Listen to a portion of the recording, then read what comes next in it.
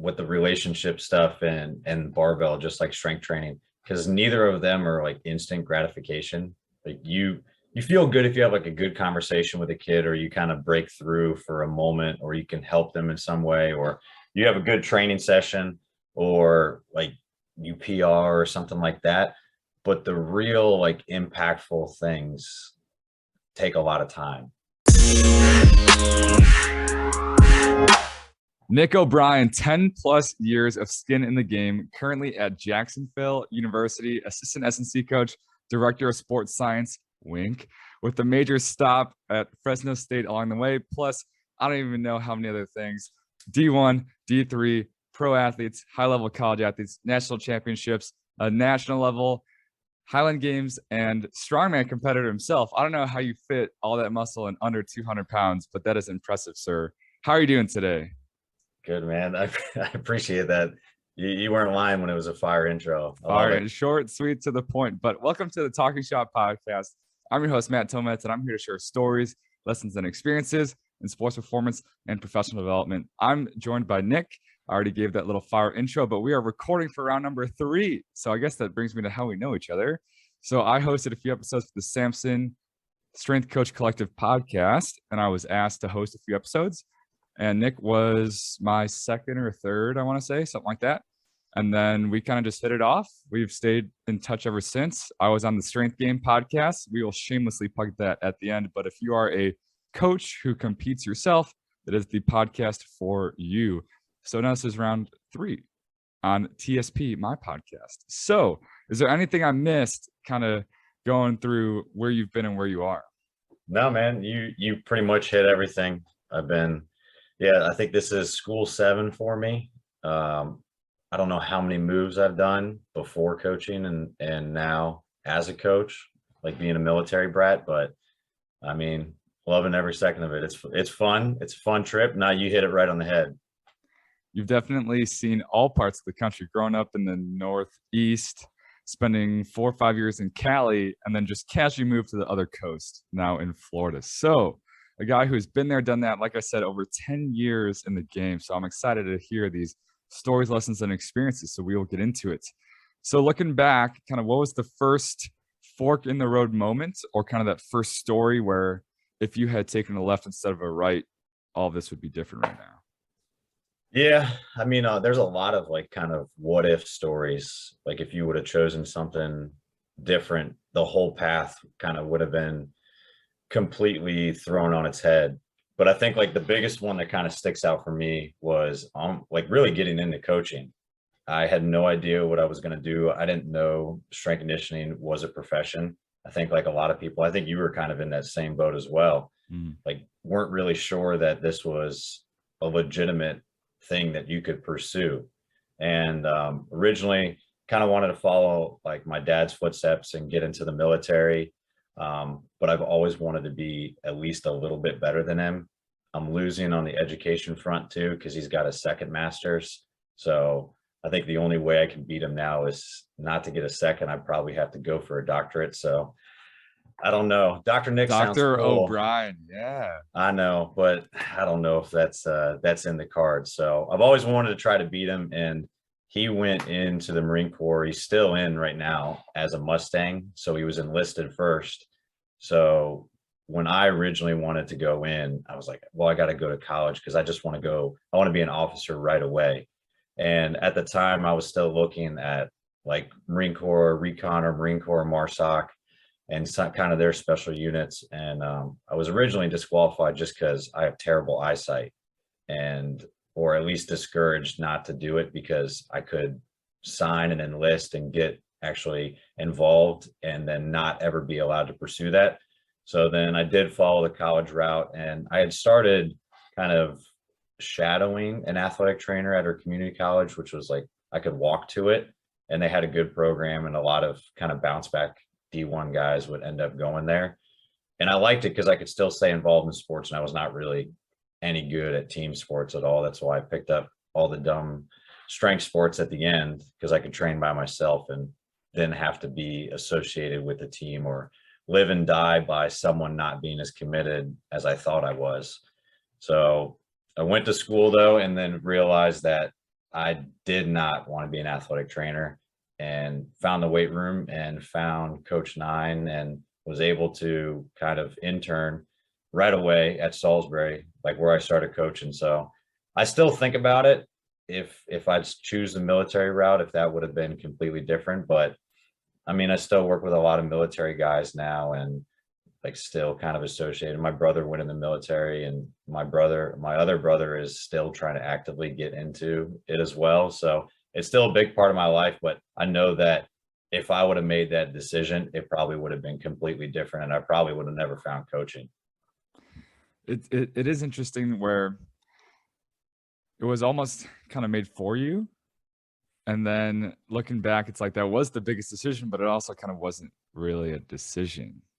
Yeah. So do you remember any of those conversations? Because your family just has that obvious tie to the military, but was it straight up you just took their word for it, or did you chat with like your dad and he was like, yeah, I found out the best idea, or like how did it come to you just saying this is my decision, that's it?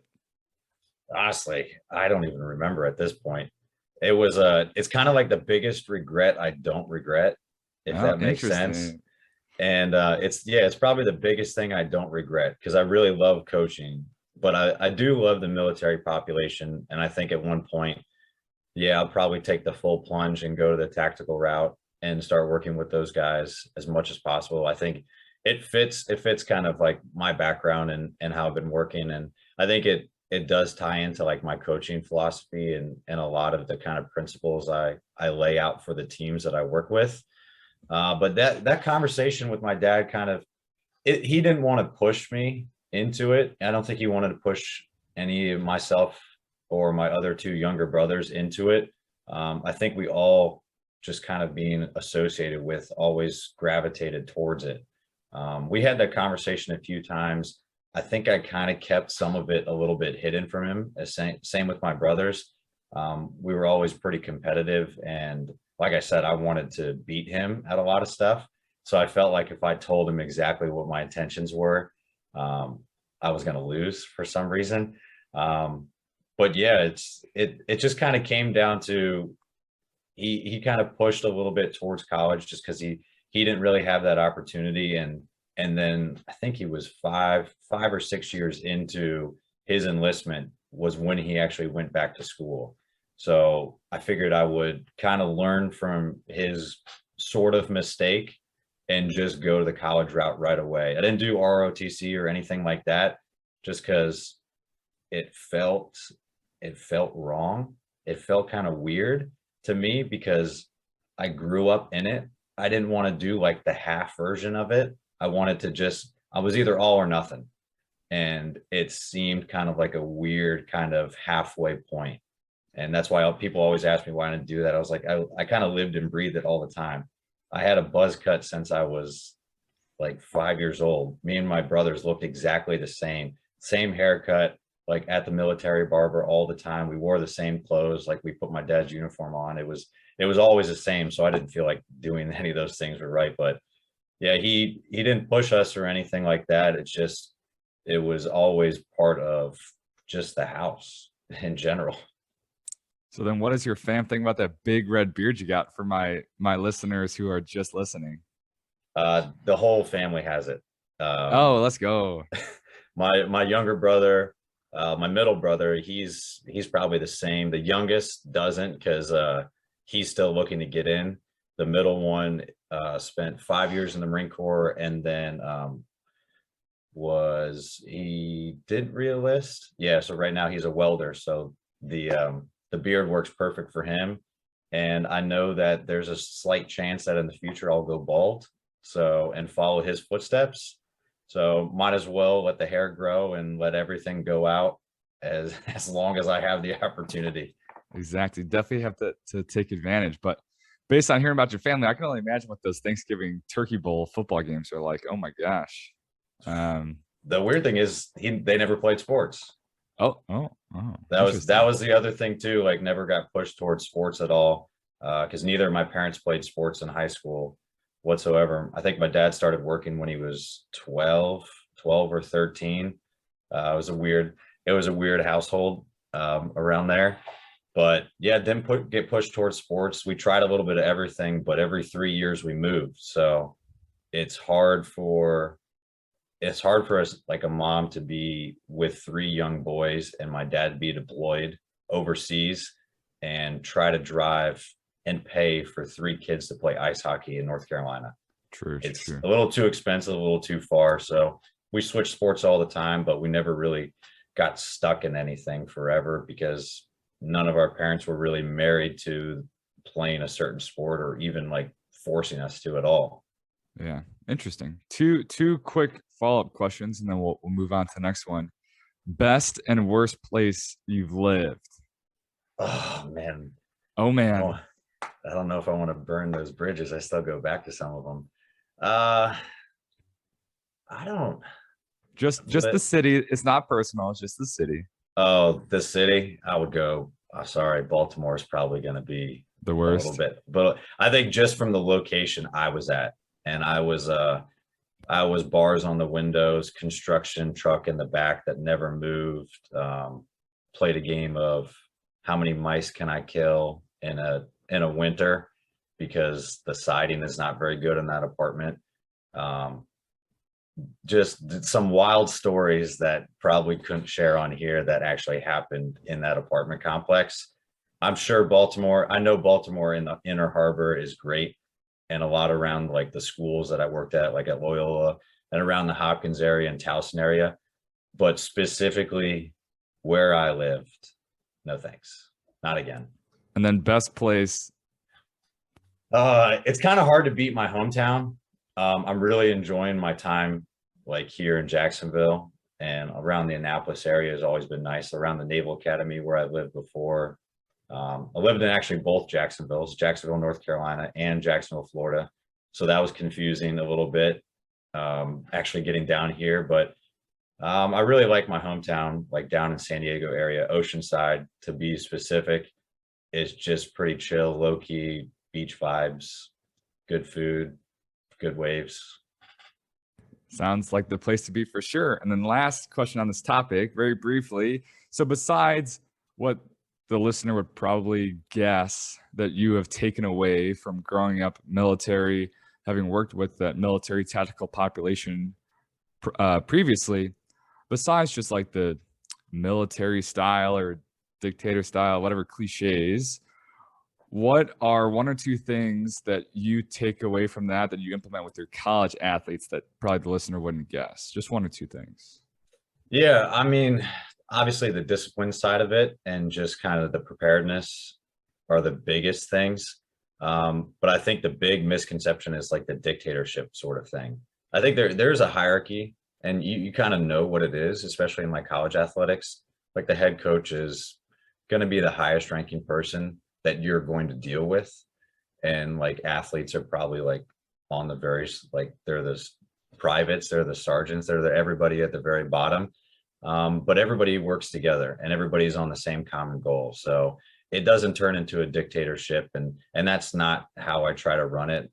And I don't try to run my teams like militaristic. I think that maybe just how I carry myself and how over prepared and OCD I am for training sessions and for all the things that I have to deal with my athletes ends up looking like it more. But to me, that's just a well-oiled machine, and that's just how the stuff works in the best way possible. But I try to avoid that as much as possible and let athletes have a lot more feedback. So I would say that's kind of the biggest misconception, just like people that have never been around the military or never had anybody involved in it or associated with would kind of see it as like everybody does the same thing, everybody looks the same. But I mean, if you look at a college team, you look at a professional team, a high school team, they're already doing that. They all wear uniforms, they all have the same name on the front of the shirt, like they do stuff the same, they line up the same. Like there's still a lot of characteristics that carry over. I think it's just a big misconception that they're robots and they have no say in the program or they have no say when they come into the weight room, and that's not the case at all. Because you know that other extreme, you're conscious of not letting it get to that point. But I'm sure that how you carry yourself has a positive impact, kind of rubs off on everyone along the way. So very, very cool. Next, the coolest slash craziest story you have thus far. This is kind of my staple question. So I asked you way back when. I don't even know when that was like COVID. That was definitely over a year ago. But I think so. the coolest, craziest story you have thus far. I was thinking about that, and I think I shared one. I forget which one I shared last time, but I was thinking about, like, honestly, maybe not the craziest story, but the craziest, like, for me, like, misconception of college athletics and like kind of over my coaching career was when I got into it. I was at a Division III school, like tried to play, didn't work out, started coaching everything at Salisbury. And for those that don't know, on the East Coast, or like specifically like lacrosse too, Salisbury is a powerhouse. And on the men's side, I've won 12 national championships. On the women, I've won 4. Like Coach Nestor and Coach Berkman have been there forever, it seems like, since like the program was founded. And when I started coaching there, I think in my time working with lacrosse programs, we never lost. One of them never lost in the 5 years that I was coaching there. So like the women won in 2010, then the men won back to back 2011, 2012, and then the women won in 2013 and 2014, like my last 2 years. So I thought that's just how the program was run. Like it was kind of crazy. We could never time it up where both teams would win. And even unfortunately last year, the women won and the men lost in the championship in overtime. So I don't know when the last time they've actually been able to both win at the same time and really like claim dominance on the D3 world. But after that, I thought that's just how a program, like that's how a program wins. Like you're just successful if you do these things. And that's kind of how I tried to carry out the program going forward. But after that, like nothing against the rest of the teams, but I had my first losing season leaving Salisbury. Like I got to Loyola and like the guys were great. Everything was great with the coaching staff and stuff, but it was just, I don't know if it wasn't a different level that changed it. It wasn't the different players. It was just, to me, everything was different. And it was the first time that we had lost. And like, to me, that was crazy because I was so used to constantly, all right, we're in the playoffs, kind of almost guaranteed. We're winning the conference championship. It's a coin flip. It's probably guaranteed. Like we're going to be in the championship. And like all those things, like I really wish that I would have understood a little bit sooner that none of that stuff was guaranteed, and really took note of all the things that we were doing, like all those habits and non-negotiable things that we were doing. And I still look back on them, but I wish I would have known sooner that this is not normal. And so to me, that was crazy, but it wasn't one specific story, but it was 5 years leading into the next kind of 5, 6 plus of my college coaching career. Was this is not normal, and to be successful, to win championships, you can't be normal. Winning is not normal, like I don't even know how many like we'll just say March Madness. What is there, 100, whatever, 200 D1 teams? Only one team wins. Like I think there's like 360, something like that. More than that. Yeah, there was a quote that our baseball team used to always talk about. It was like this huge paragraph, but it was like, winning is not normal, but that's tough that was your first main experience, so you didn't know better. Nope. But I'm always curious, like my little D2 baseball career, like there's schools like University of Tampa, University of Southern Indy, where it's just like they're not at the College World Series, or I interviewed at this university and the women's tennis team basically wins it like almost every year. And it was funny. I was chatting with the head strength coach at my interview, and then like the women's tennis coach just like walked by. So he was giving me a tour, and they kind of just chatted about the girls and what's the S&C plan for the next week. And then the strength coach goes, yeah, in a few weeks, once we get into the end of the semester before the spring season, I'm going to ask him, I'll be like, hey, what do you think? And he's the head coach is either going to be like, we got this or we don't, which basically means we're going to win it all or we won't. And it's like, how can you be that sure slash like just you're at a point where you can just predict if you're going to win it all or not before the season even starts. I think that that's just nuts.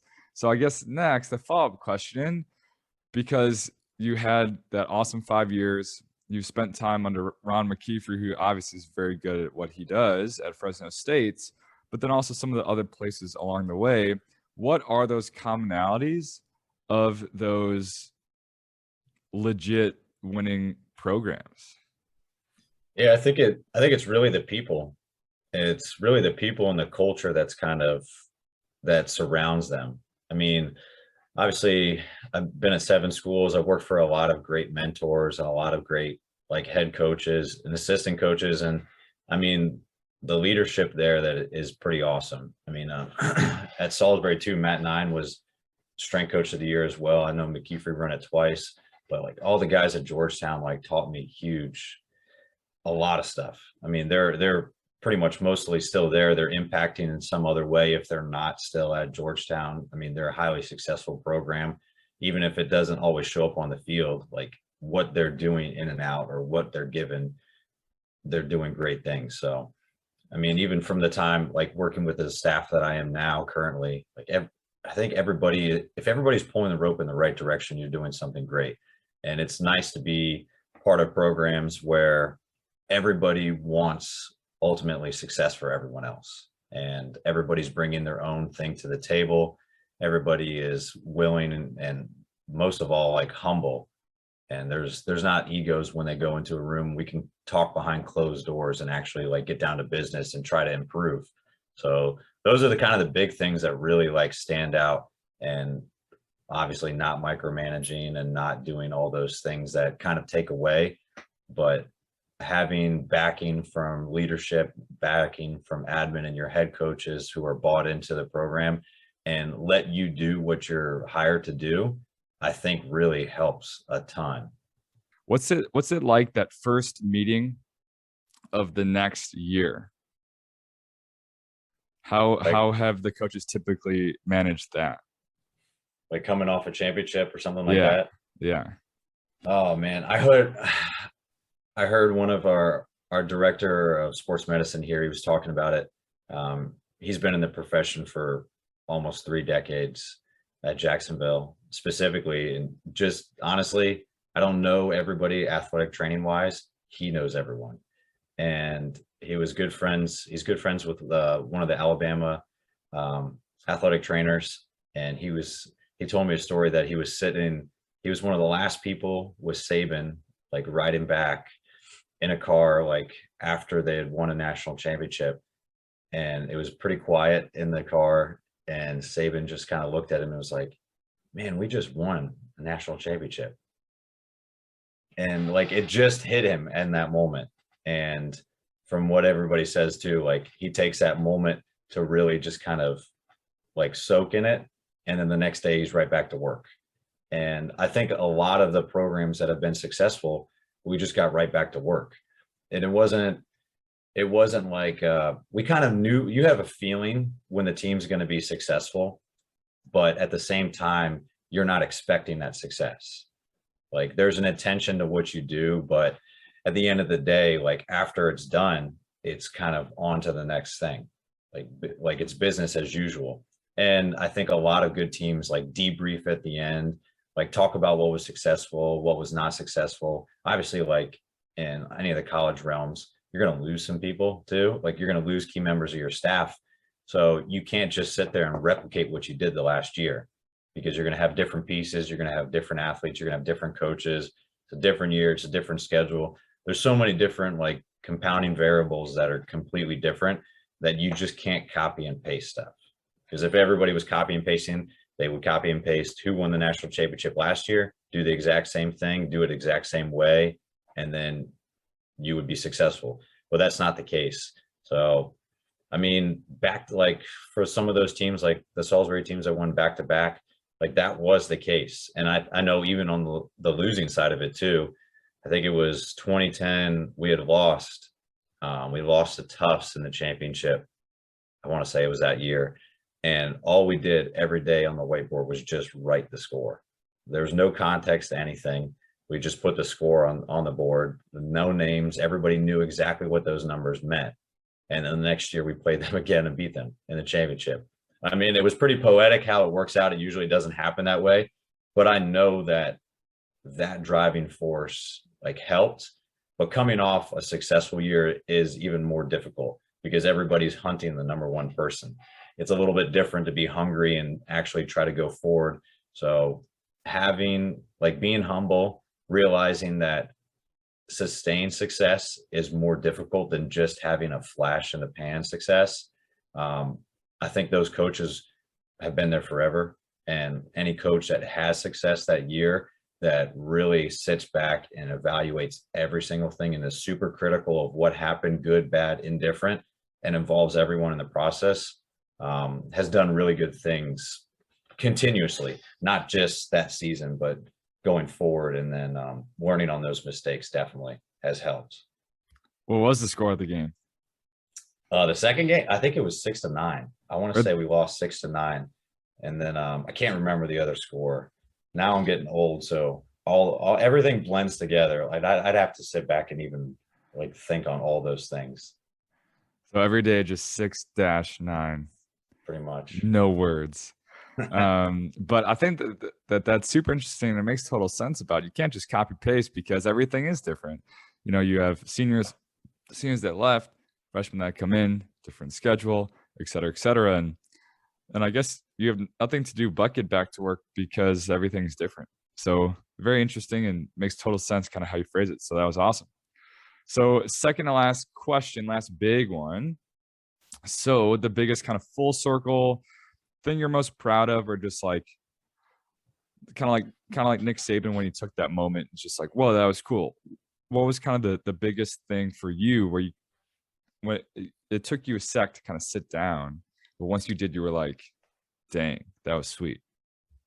Yeah. And it's kind of, I would say this one kind of ties in with like solidifying what I wanted to do as a career instead of like that fork in the road and picking coaching and kind of more or less stumbling upon it because I really didn't know that's what I wanted to do or really didn't know that this was possible. But I took an internship. I was able to secure an internship at Georgetown pretty much like within my first year of interning at Salisbury. Sent out some terrible DVDs with even worse hair than I have now. DVDs. Yeah, DVDs. Oh my. And like letters and like I think sample programs and stuff too. And I sent them to a bunch of top programs, like lacrosse programs that I wanted to work with, coaches I had tried to talk to and reach out before, and they had gotten back to me. Luckily, I cut my hair when I started my internship, which was a good thought process, and I think they valued that a little bit more. But selfishly for me, that like payoff moment was coming back after working with them. I'd worked with them in the summer, but I worked with the men's lacrosse team along with some other teams, but then primarily in the off season, in that fall, like for that 2011 season. And I think I came back to watch a game during like spring break when I was at Salisbury. And I remember the game and everything. I kept like the tickets and stuff too, because I didn't know at the time it was going to like mean as much as it did, but watch them play there against Mount St. Mary's at home at Georgetown. And I remember standing outside the game, like as they were walking in, and like the guys were saying like, what's up to me, and like saying, what's up, Nick, as they were like going into the game. And like some of them stopped and said hi after the game and talked to me for a bit and everything and kind of thanked me. And honestly, I had no idea that the guys were going to remember me. It had been almost 3 or 4 months like to that time, like from when I left in December and they went home from break, and I hadn't been working with them for that time because I went back to Salisbury.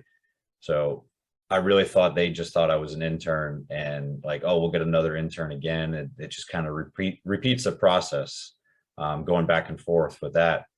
And it was cool to be able to like kind of get that recognition just for them to remember and to watch them play. And I mean, the relationships that I had with those guys, only being able to see them like really when they were lifting and when we were doing conditioning or anything like that, it was just kind of momentary glimpses, but it was cool to get the feedback from them. And it really solidified like how what kind of coach I wanted to be, and like how important those relationships were with those athletes, to see that they actually kind of cared that I was there and that they remembered me. Honestly, that was pretty big in my eyes. But really, like outside of that too, like the big payoff ones are just like, now what I try to carry out with everything is just the relationships that I've developed with all my athletes.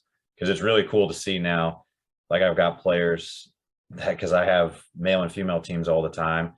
Some of them come out of college and get married or have families and stuff, and I've seen them kind of grow up. Even one of the freshmen that I had at Georgetown is now a coach himself over at UMBC. So it's cool to see that, like college for them, even though we think like you see college football on TV or you see college basketball or you see some of the big sports, and like everybody treats them almost like professionals since they're on TV and it's bigger than everything. But when you really take a step back, like college for a lot of kids and for the majority of kids is like the best time of their life. Like they might meet the person that they're going to spend the rest of their life with. They're going to have families. They're going to go off and be good citizens. They're going to go off and be doctors or maybe play professionally. It doesn't matter. But to them, that's super important. And the relationship that I build with them, I think is the coolest piece. It's awesome to watch them like be successful and play the sport they love. But I mean, I'm going to treat them the same way, regardless if they're the number one player or the number 60th player. It doesn't matter.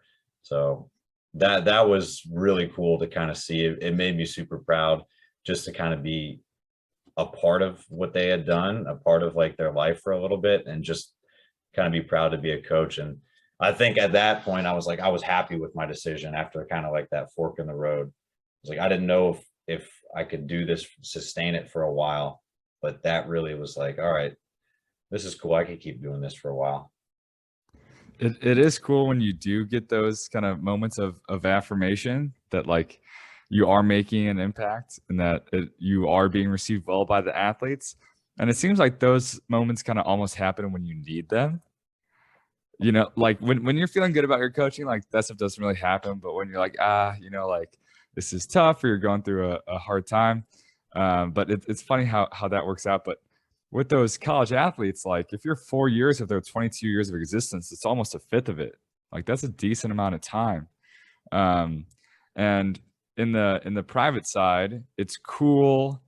So now that I've been full time actually coaching for like a year and a half now, and I've coached summers before, but like there was a mom client of mine, just an adult that just works out.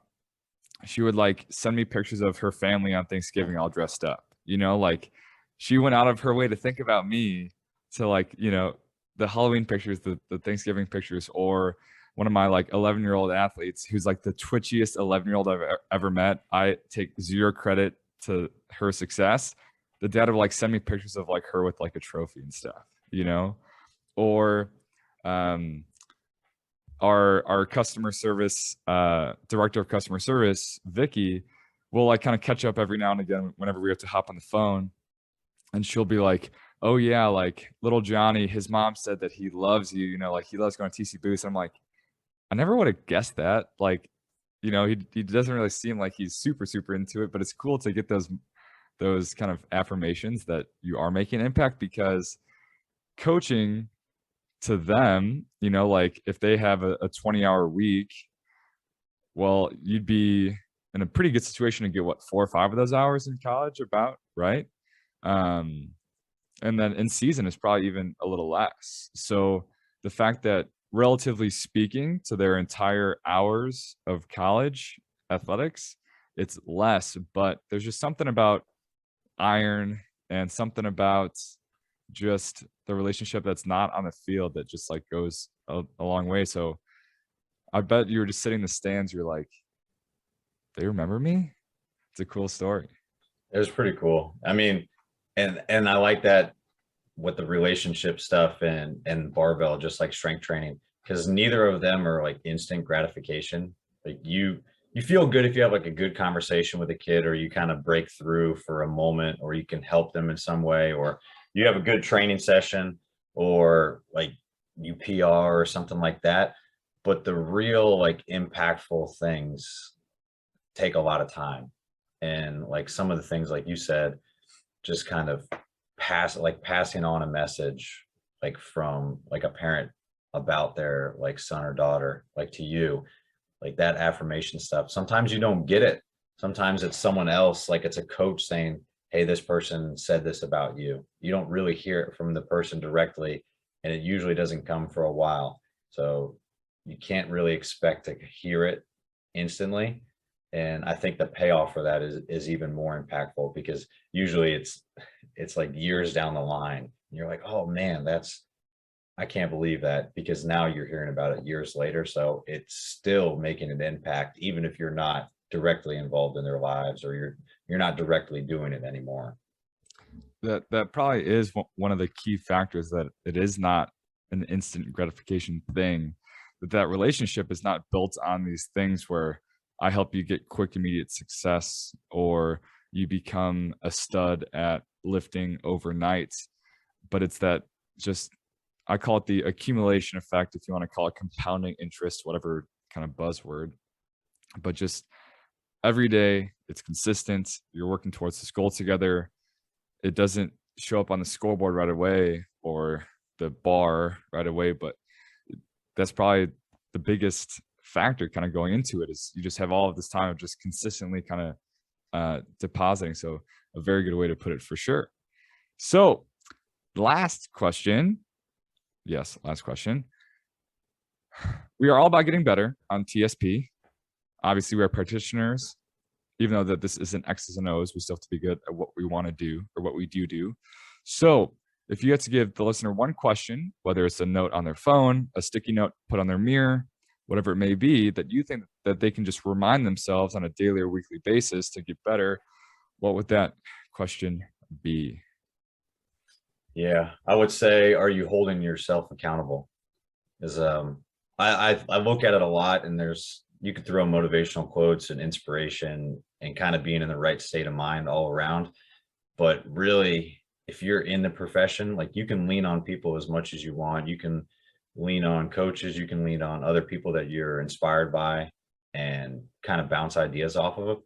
But like when you hang up the phone, or you leave their weight room, or you go somewhere else, like it might still be in your like right frame of mind. It might be fresh in your thoughts, but it's going to slowly have a half-life, and that stuff's going to disappear. So really, it takes some personal accountability and some discipline on your side if you really want to put that into action. And if you're going to put it into action, you better have some goals that are actually set in place, so that you can actually like do that. And for me, like, I try to make it as black and white as possible. Like, did I do it or did I not? Because I tell my athletes all the time, we're either getting better or we're worse. There's no real like neutral ground, at least in training. I've kind of come to terms with, there is some neutral for some stuff, but I'm not going to tell them that. But yeah, I would say that, like, just holding yourself accountable. Like, if you say that you want to do something, make sure that you're doing it. And then if you say that you want to actually achieve something, then set some goals for it and break it down, so that you can actually have some bite-sized chunks and then work on it. Like you said, compounding interest, or whatever else you want to call it. Like, you have to take some daily action steps towards that. And then you have to hold yourself accountable to those things.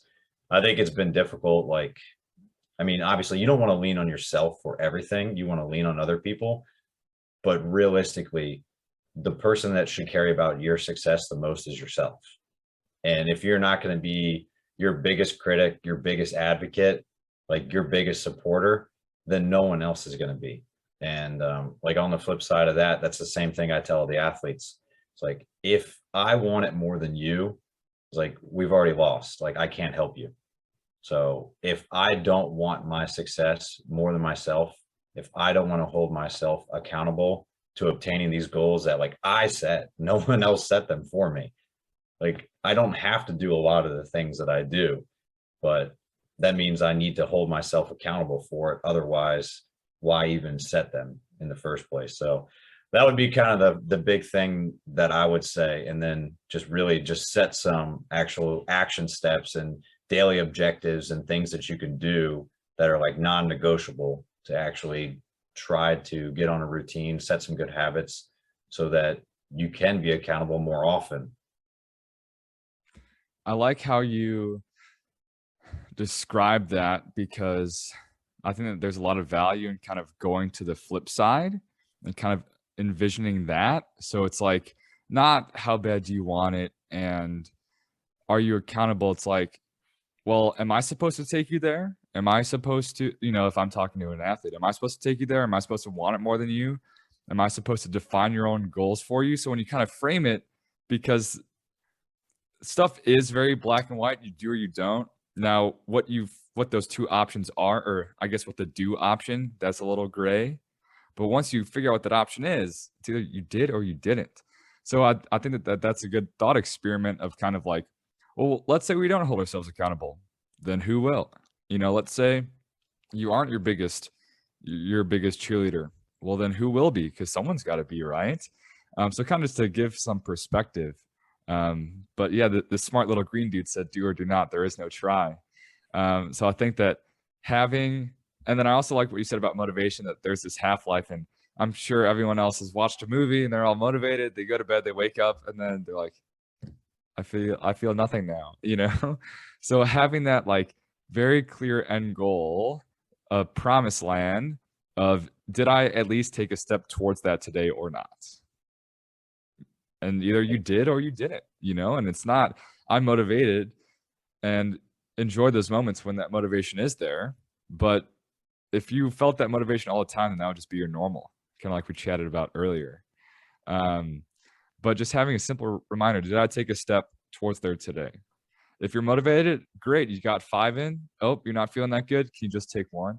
I think that would be super impactful. Yeah, exactly. I think you can hold on to that motivation, like you were saying, but you need to at least evaluate yourself too, and understand and be critical if you actually did take a step forward or not, because motivation is great, but like I said, the state of mind you're in is really going to have a big, profounding impact on how motivated you're going to be. So that stuff is great. I'm all for people being inspired and being motivated by people or sayings or quotes and stuff, but it means very little if there's no action. And then it's great to have action, but then the step beyond that is, can you repeat that action? That's why, for me, great, use the motivation, use the inspiration, all right, put it into action, not just words or a poster on your wall or whatever it's going to be, and then actually carry that out on a consistent basis. That's what discipline looks like. And then after you do it for a while, it becomes normal. It becomes your routine. And then you can kind of take it a step further. The same was like that black and white, did I do it or did I not? If you're not going to have any gray area with it, eventually that needle moves to where did I do it is a different standard than what it was before. And that's where you can still be black and white with it and say, yes, I got better. Yes, I got worse. But for you, the standard just got raised a little bit more. So now you're taking bigger steps in the right direction, or you're taking bigger steps in the wrong direction. It's compounding interest again. Fantastic. No need to try to rephrase that. So we made it through the gauntlet of TSP's questions and my follow-up questions and whatnot. So now I want to say thank you, sir. And I'm rolling out the red carpet for you to shamelessly plug, emphasis on the shameless, everything you got going on and where we can get more of Coach No Brian. Yeah, it's pretty shameless. Yeah. So like you said, I do have a podcast, the Strength Game podcast, really talking to people like yourself, coaches that are on both sides of the profession, both as athletes and as competitive athletes, like athletes and coaches. Because I really think those are the coolest people to talk to, that really have skin on the game on both sides. And that's been fun. I took a little bit of break, obviously moving cross country again, but we'll get that back and running soon. We got you on the show, which is awesome. I appreciate that. CoachO'Brien.com. And then I'm on social media, not super active. It has to be very thought out. That's part of my goals, which I'm failing at the moment, taking a step in the wrong direction. But I want to say it's N_OB, just knob. You'll probably find it. it's a play on my word, not knobber or anything, but yeah. And then, yeah, my email, anything, you can find it on Jacksonville's website, anything like that. All the contact information is on my website in there, but Fantastic. All of that will be in the show notes below. I'll get all those underscores and whatnot correct. So that is where you can get more of him. And as we illustrated over the last 50 minutes or so, Nick has been a lot of places, seen and done a lot of things. He's a guy that knows how to talk the talk, but also he's walked the walk as well. So a valuable resource for any coach, any athlete that is looking to just learn a little bit more about just the career and how to navigate themselves. So thank you again, sir. And I'm looking forward to maybe round number 4. We'll see where the future takes us.